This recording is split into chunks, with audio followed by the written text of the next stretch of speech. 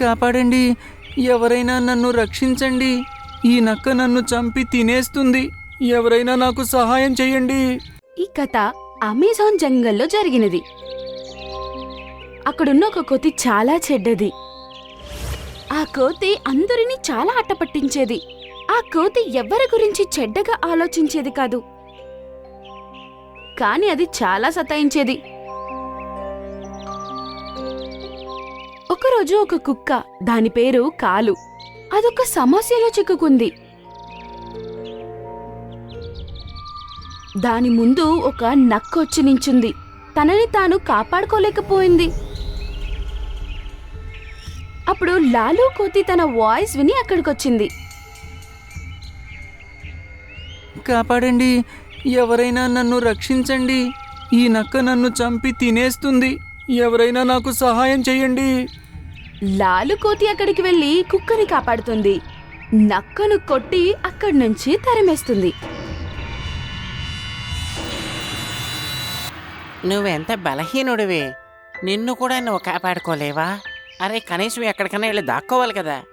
కానీ ఆ నక్క నన్ను పట్టుకొని తినేస్తుంది. అందుకే నేను ఎక్కడికి పారిపోలేదు. ఇంకా నేను ఇప్పుడు చిన్నదాన్ని కదా, నాకు భయం వేస్తుంది. అవునా, సరేగా నీ పేరేంటి? నా పేరు కాలు. నేను ఈ దగ్గరలో ఉండే అడవిలో ఉంటాను. ఇక్కడికి ఆడుకోవడానికి వస్తాను. నీ పేరేంటి? నా పేరు లాలు. ఇక్కడ అన్నిటికంటే బాగా అల్లరైన కోతిని.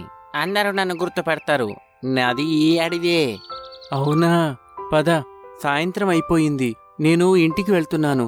నిన్ను నేను రేపు కలుస్తాను. నాతో ఆడుకునే వాళ్ళు ఎవరూ లేరు. మరి నువ్వు నాతో ఆడుకుంటావా?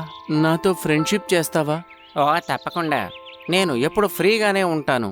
నేను నీతో పాటు ఆడుకుంటాను, ఇంకా నీతో ఫ్రెండ్షిప్ చేస్తాను. మరియు మరుసటి రోజు కాలు కుక్క అక్కడికొచ్చింది. లాలు కోతి దాని ముందుకొచ్చి నించుంది. అవి రెండు సంతోషంగా ఆడుతున్నాయి. ఇద్దరూ మంచి స్నేహితులయ్యారు. అది మాత్రం కాదు, వాళ్ళిద్దరూ చాలా క్లోజ్ అయిపోతారు. ఒకే రోజులో వాళ్ళిద్దరూ మంచి బెస్ట్ ఫ్రెండ్స్ అవుతారు. మరియు అడవిలో లాలు మరియు కాలు స్నేహం గురించి డిస్కషన్స్ జరుగుతున్నాయి. కాలు మరియు లాలు ఎవరంటే అడవిలో అందరికీ బాగా తెలుసు. ఎక్కడ ఎవరికైనా ఇబ్బంది వచ్చినా కాలు లాలు ఇద్దరు వచ్చి ఆ వ్యక్తులకు సాయం చేసేవారు.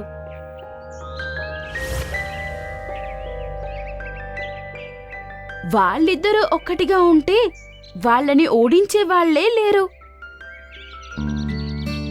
ఒకరోజు ఏం జరిగిందంటే, ఒక కుందేలు ముందు పిల్లి వచ్చి నించుంది మరియు దాన్ని తినాలని ప్రయత్నిస్తుంది. ఓ చిన్ని కుందేలు, నా ముందుకిరా, ఈ రోజు నువ్వు నా ఆహారం అవుతావు. లేదు లేదు లేదు, నన్ను వదిలిపెట్టు పిల్లి గారు. నేను ఇంకా చాలా చిన్నదాన్ని. మా మమ్మీ నుంచి దూరం అయ్యాను నేను. నాకు ఆమె దొరకలేదు. నా కోసం వెతుకుతూ ఉంటుంది. నీకు మీ అమ్మ ఖచ్చితంగా దొరకదు. నువ్వు మీ అమ్మని ఎప్పటికీ చూడలేవు, ఎందుకంటే నా ఆకలి తీర్చుకోపోతున్నాను. లేదు లేదు, నన్ను వదిలిపెట్టు. ఎవరైనా నన్ను కాపాడండి, కాపాడండి నన్ను.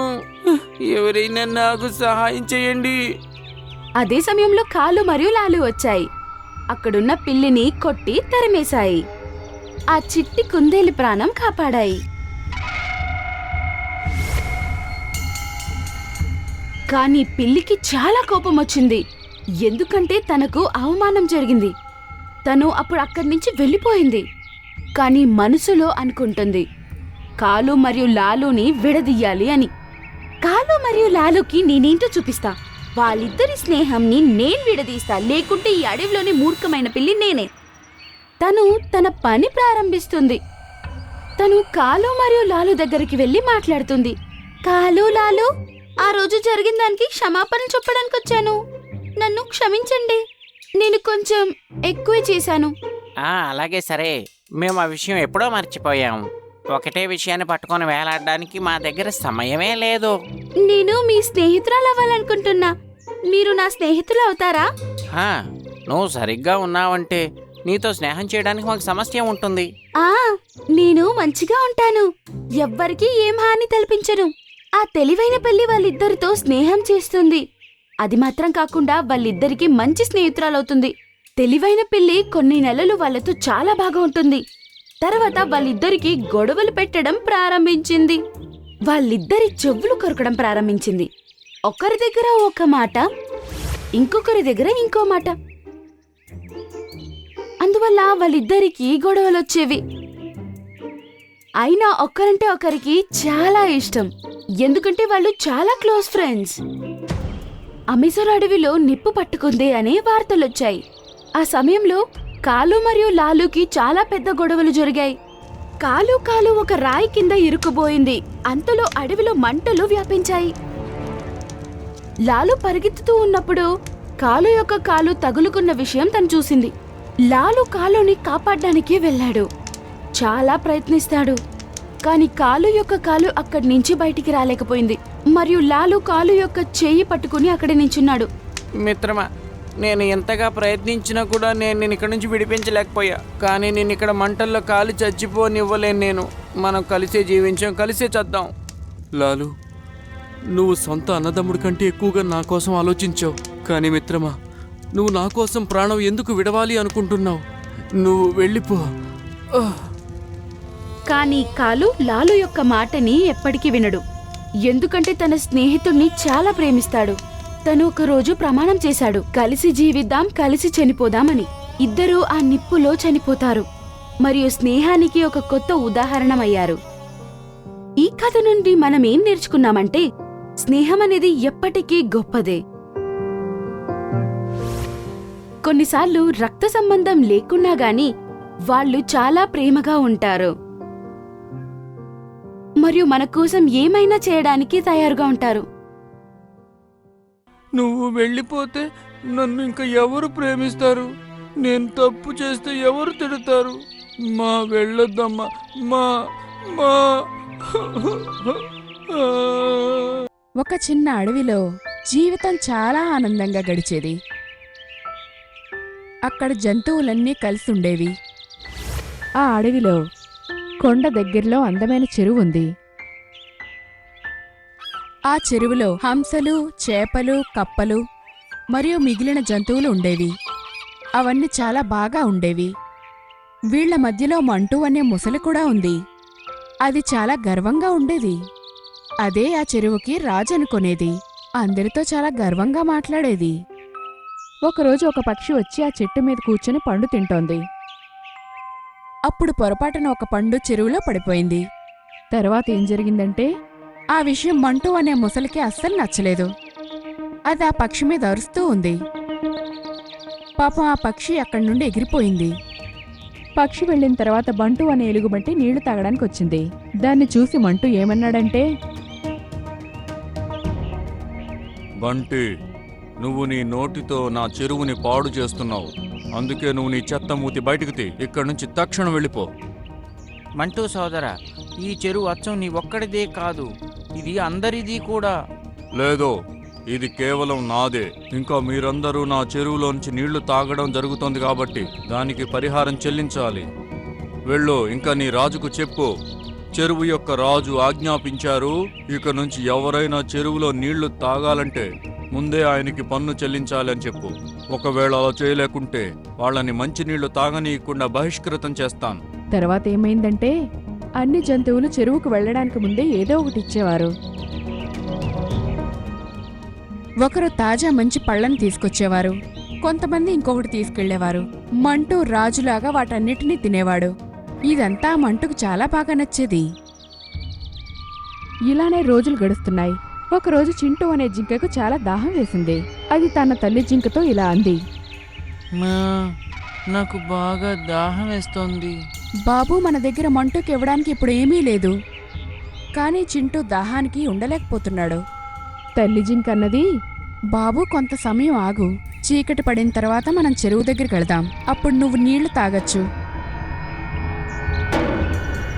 చీకటి పడ్డాక ఇద్దరు చెరువు దగ్గరికి వెళ్లారు.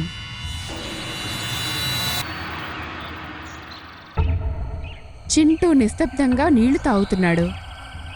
అప్పుడు ఆ నీళ్ల అలికిడి వల్ల మంటూకి నిద్రలోంచి మెలకు వచ్చింది. చింటూను చూసిన మంటూ మొసలికి చాలా కోపం వచ్చింది. ఏరా, నీదెంత దుస్సాహసం! నువ్వు నీళ్ల రాజు యొక్క చెరువులో నుంచి నీళ్లు దొంగతనం చేస్తావా? నీకు గుణపాఠం నేర్పుతా చూడు. మంటూ చింటూని పట్టుకోవడానికి వెళ్తున్నాడు. ఇదంతా తల్లి జింక చూస్తోంది.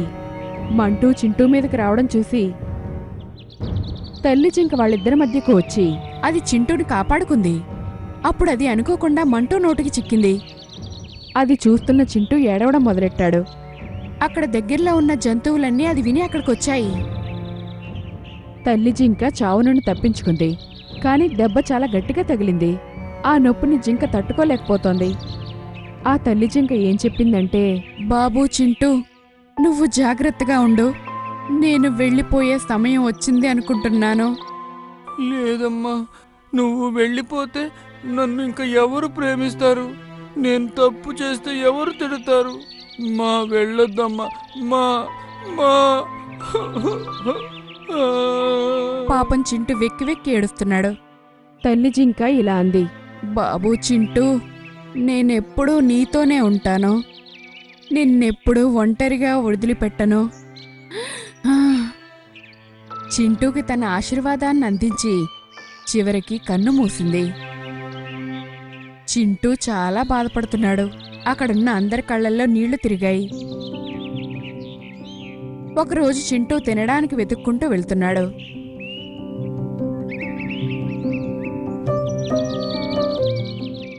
అప్పుడతను ఒక దూడపిల్ల చెట్టు కింద ఇరుక్కుపోవడాన్ని చూశాడు. చింటూ ఇలా అనుకున్నాడు, ఒకవేళ నేను ఏనుగు బాబాయ్ ఎంత బలవంతుడైతే ఆ మొద్దుని చిటికెల్లో తోసేసేవాణ్ణి. ఈ మొద్దు పక్కకు పోతే బాగుండు. అది అలా అనుకోగానే కొమ్మ దానంతట తానుగా ఎగిరిపోయింది. అది చూసిన చింటూ చాలా ఆశ్చర్యపడ్డాడు. అప్పుడు తనకి తన అమ్మ మాటలు బాగా గుర్తొచ్చాయి. అప్పుడు తనకు అర్థమైంది ఇదంతా తల్లి జింక ఇచ్చిన ఆశీర్వాదం వల్ల జరిగిందని. తర్వాత ఏం జరిగిందంటే, చింటూ అడవిలో ఉన్న జంతువులందరికీ సహాయం చేయడం మొదలెట్టాడు. ఒకరోజు భారీ భూకంపం వచ్చింది. అప్పుడు కొండమునిది నుంచి రాళ్లన్నీ కిందకి పడ్డాయి. అన్నీ కిందకి జారుతున్నాయి. పెద్ద పెద్ద చెట్లు కూడా విరిగిపోతున్నాయి. భూకంపం తగ్గిన తర్వాత జంతువులన్నీ ఒకరికొకరు సహాయం చేసుకుంటున్నాయి. చింటూ తన మాయతో పెద్ద పెద్ద చెట్లను అడ్డు తొలగిస్తున్నాడు. అప్పుడు ఆ చెరువు నుంచి తనకి ఏదో విపరీతమైన గొంతు వినిపించింది. వెళ్ళి చూశాడు.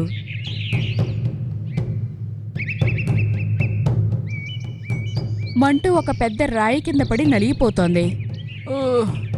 సహాయం చేయండి, నాకెవరైనా సహాయం చేయండి. కానీ ఎవరూ తనకు సహాయం చేయడానికి వెళ్ళట్లేదు. నీలాంటి దుష్టులకు ఇలాగే జరుగుతుంది. భగవంతుడు నీకు మంచి శిక్ష వేశాడు. నిన్ను నువ్వు చాలా బలవంతుడు అనుకుంటావు కదా, ఇప్పుడు చేతనైతే తప్పించుకో చూద్దాం. ఈ విధంగా అక్కడ జంతువులన్నీ మంటూ చేసిన తప్పును చెప్తున్నాయి. సహాయానికి మాత్రం ఎవరూ వెళ్ళట్లేదు. కాని చింటూ వచ్చాడు. తన మాయతో ఆ రాయిని ఎత్తి పడేశాడు. అది చూసి మంటూకి తను చేసిన తప్పేంటో తెలిసొచ్చింది. అప్పుడు తనన్నాడు, చింటూ, నా వల్లే మీ అమ్మ నీ నుంచి దూరంగా పోయింది. అయినా గానీ నువ్వు నన్ను కాపాడావు. ఒకవేళ నాకు కూడా నీ అంత మంచి మనసుంటే ఎవరిని బాధ పెట్టేవాడిని కాదు కదా. మంటూ అక్కడున్న జంతువులన్నింటినీ క్షమాపణ కోరుకుంది.